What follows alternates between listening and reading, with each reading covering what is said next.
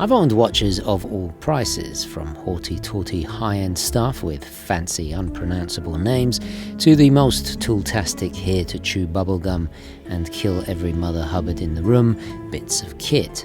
But nothing, and I mean nothing, gives me that warm, fuzzy feeling of security and an F the world, you can do anything sense of empowerment as this $40 watch. And I feel every collection should have at least one timepiece like this.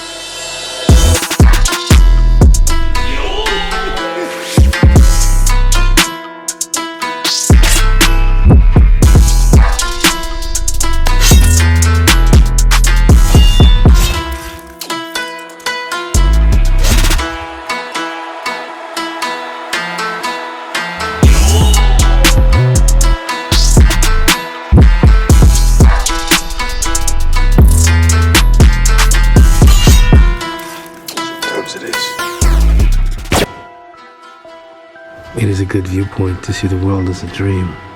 When you have something like a nightmare, you will wake up and tell yourself that it was only a dream. It is said that the world we live in is not a bit different from this. Okay, hi guys and welcome to the show. I'm back on Roosevelt Island. I really felt inspired actually by a comment. I'll read it out to you. So this video is a response to Ninja Rose 1653 and wristwatch check. Spoilers. So the question was, if I could have my Grail watch for free, but I had to relinquish all my Casios, would I, and I presume forever, would I trade in? And I'm like, no, because I get so much more enjoyment from this. I would hate that. Enjoyment for me does not correlate to value, and that's where the watch snobs really get it wrong, in my opinion. Just because something is more expensive does not mean it gives me more pleasure or enjoyment or functionality. I genuinely love this Casio more than a lot of my iconic luxury watches. Why is that? Well, I want to analyze why today. For me, a watch has got to be two things: functional and give me enjoyment. If it doesn't do those two things, I'm not interested. Sure, the Mission Impossible fame makes it iconic. As a big fan of Brian De Palma and the Mission Impossible franchise, which I actually prefer to the post-GoldenEye Bond movies, sorry, I'm just being honest there, as I'm a Connery, Moore and Dalton fan mainly. But it is also the choice of NASA aquanauts, used in several world firsts, and that, my dear Gentry, isn't fiction. This is one of the most intelligently designed Casio watches, because simultaneously it hits all the right nostalgic, retro-futuristic vibes, like you've been total recalled back to Mars.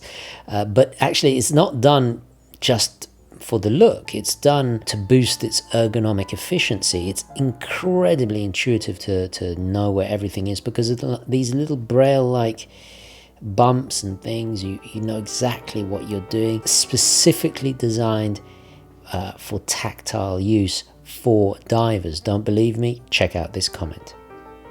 Functionally speaking, the alarm can actually wake me up, and the backlight is the best I've ever seen on a Casio under $100, which also rather niftily, you can comfortably hold down the button for as long as you require to keep it lit. A devilish little detail I wish other digital watches had. In comparison to others, it has the most logical start-to-stop placement, unlike my favorite G-Shock, so it's far more difficult to confuse these quintessentially important actuations.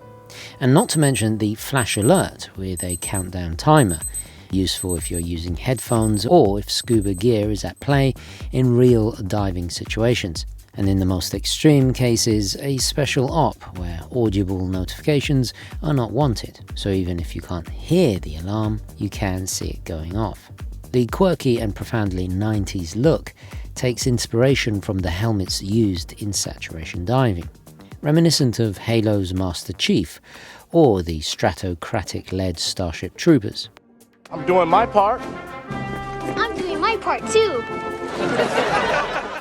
Would you like to know more? Speaking of diving, its 200 meters of water resistance puts it up there with the toughest of G-Shocks, but more affordably too. And I mean gloriously MOD pleasingly cheap, and not in the derogatory sense, but the economic to replace Marshall sense. Is it any wonder it's gained a cult following by military personnel who absolutely swear by them? I personally keep a spare with extra batteries in my emergency to-go bag. Batteries? Get another one, you moron. I think I have one. This also brings a deeper sense of verisimilitude to the movie Mission Impossible casting. It certainly wasn't by accident, and we'll return to another more profound reason shortly. Now, unlike the G-Shock, if I just bring in my favourite G-Shock, this is the Mudman. I've been using this a lot as a workout watch. You don't have to buy clumsy adapters. Look at how clumsy that is. I mean, yeah, the J&K do a great job, but it's quite a nuisance because they protrude too much. With this, it takes an 18mm strap. I've actually taken this from the equally iconic Calculator watch. I just love its perforated retro design. I think it complements the case perfectly and is supremely comfortable. This just elevates the whole watch in my opinion. It acts as a kind of anti-watch in my collection. Let me explain. So when it comes to collecting, we sometimes get caught up in the hamster wheel of crazy, as the great inimitable Jeff McMahon calls it. Or worse, some get ensnared in the pejorative pissing contest, especially suffered by those more insecure inclined enthusiasts, deluded into climbing the gilded ladder of manipulative, false luxury advertising in order to seek happiness. You know the types, watch-tier and speculation-obsessed snobs. Like Oscar Wilde so eloquently put, know the price of everything and the value of nothing. A lot of people just spend their time armchair quarterbacking watch brands.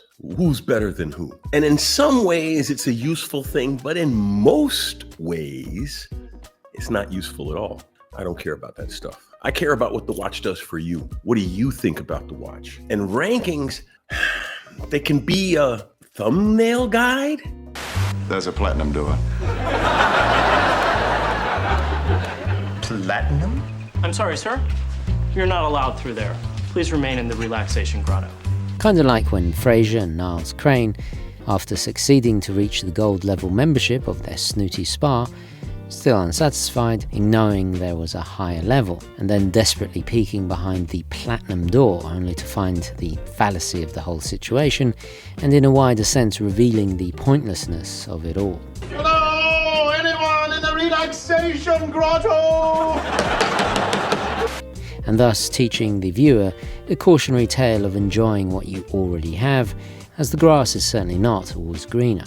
So, FOMO, which sounds a bit like a self-aware and slightly arrogant coffee machine, is as old and as natural as we are. I'm convinced that 300,000 years ago, people were sitting in caves going, "Oh, I wish I was as hairy as Ugg in Cave 4. I put on this humble, ingeniously sculpted instrument of purpose, and it brings me right back to reality, but not in the bleakly gritty way, like the neo-realism of Ladri di Biciclette, but in a way that speaks of discipline and reassurance, akin to the solace one finds in the adherence, wisdom, morality tales and warrior codes of Hagakure. Among the maxims on Lord Naoshige's wall, there was this one. Matters of great concern should be treated lightly. Matters of small concern should be treated seriously. No matter what happens in life, everything you ever truly need is already within oneself. Therefore, this watch, or any other for that matter, is merely a luxury. This speaks to its modest and unpretentious nature. A man's whole life is a succession of moment after moment. If one fully understands the present moment, there will be nothing else to do, and nothing else to pursue. This is the substance of the way of the samurai.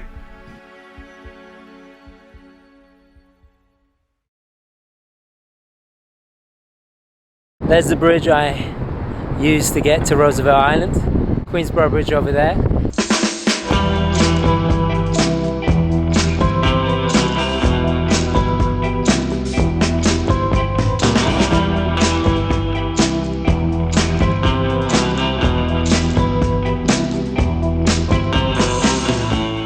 Now, one thing I do wish my DW-290 had that I utilize all the time in my Mudman, if I just set it up for you, press the reset again, and I get that 5-second countdown to the activation. So if I start the stopwatch, and it goes. This is incredibly useful for cardio, workout timing, that kind of stuff. They all have their own strengths and charms. Yes, that's why we end up owning so many of them. Like a trusted sword to a warrior, it's symbiotic, pure in its unconnected neutrality, unlike the insidiously surveilled, always connected, quick to be disposable, and ironically called smartwatch. I don't think I could wear a smartwatch. I don't think I could do it. Constant connectivity and surveillance sounds dehumanizing. Defining my well-being with a barrage of metrics?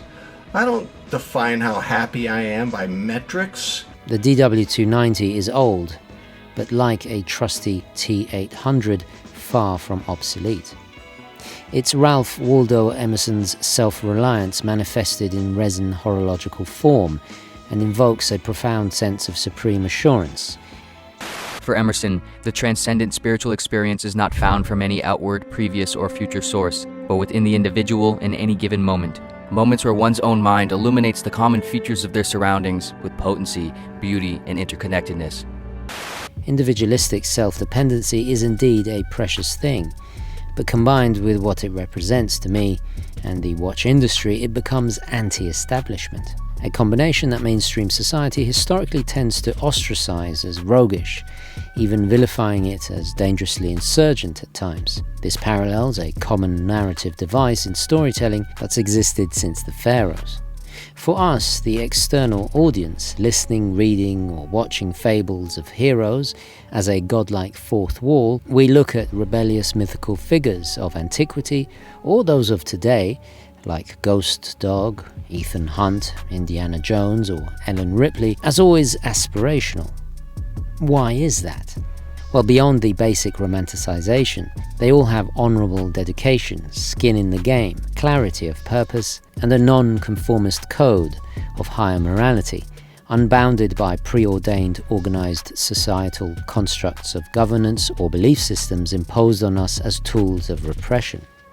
Blessed with what Emerson called intuitive knowledge. That's a grenade launcher. I don't think you want to mess with that. You started this. Show me everything. I can handle myself. That from the outside has the appearance of being godly, like they know something we don't, as if fated to be, and thus, to onlookers, helping create the perpetual propaganda of legend. Get away from her, you Their watches are always with them in those vital moments, forged in our own wishful imaginations by heightened emotions and happenstance into potent sentimentality, which is then immortalized by nostalgia. Hicks, armed with the latest high-tech heavy metal. Queen alien breathing down your back? I blast her with the bug rocker. Send in the Marines! Since when does Hicks have a bazooka? This is the best marketing that the endless corridors, sterile of creativity, at the soulless Watch Corporation HQs can only dream of. And in this case, moments measured to an accuracy of 15 seconds per month and 1/100th of a second via the stopwatch. These precious moments are what my inner Aurelius meditates on constantly, important beyond all things past or future.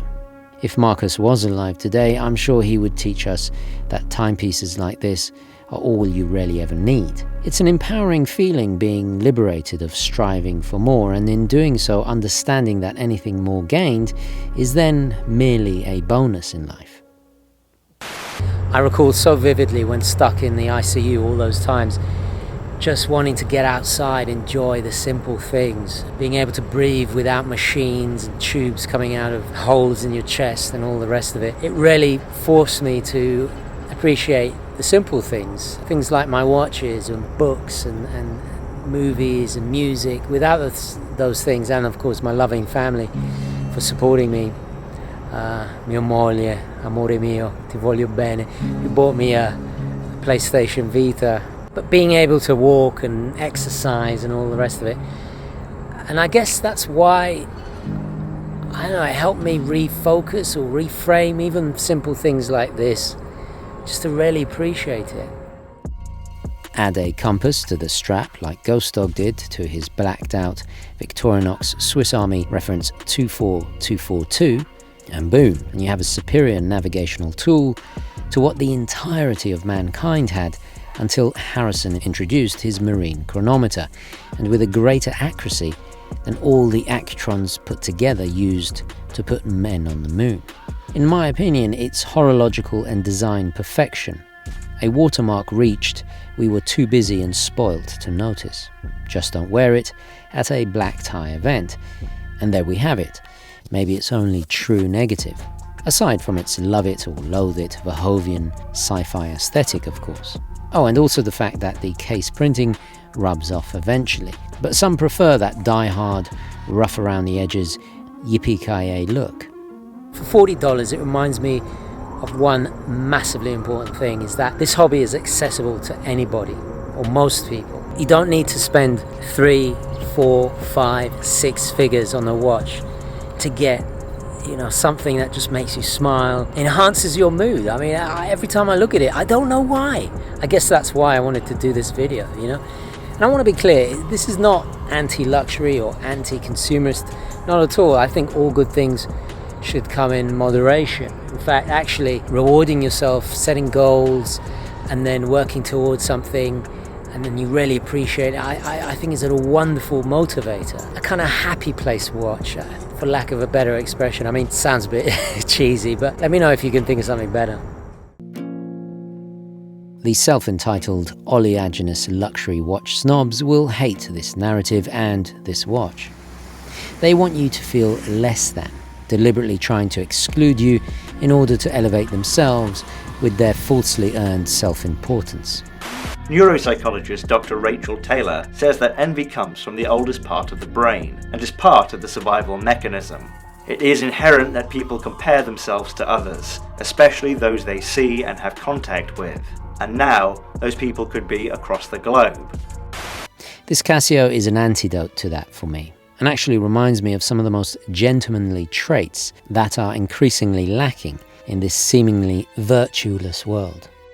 Things like modesty, humility, loyalty, commitment, and not to take things too seriously. Hence my occasional guest from Hollywood and Jurassic Park fame with the small arms. At the same time, if we continue this analogy of human comparison, the watch is robust, dependable, and unapologetically its own thing. Unlike the overly sensitive and quick to complain characteristics that seem to be all too common these days with those we unfortunately have to share existence with. But buying watches only for happiness, however, is fundamentally flawed. As Eleanor Roosevelt said, happiness is not the goal, but the byproduct. This is why when you do reach your Grail goal watch, we are often already setting our sights on the next one. Like when Alexander the Great wept, for he had no more worlds to conquer. Therefore, it is the pursuit we should enjoy, to relish what we have in each present moment of the journey, instead of fixating and waiting for the destination. So I'm going to leave it there. Do nominate your happy place watch, for lack of a better expression, in the comments. Don't forget to like this video, especially if you want to support more free and independent content. Onwards and upwards. Thank you for watching. Ciao.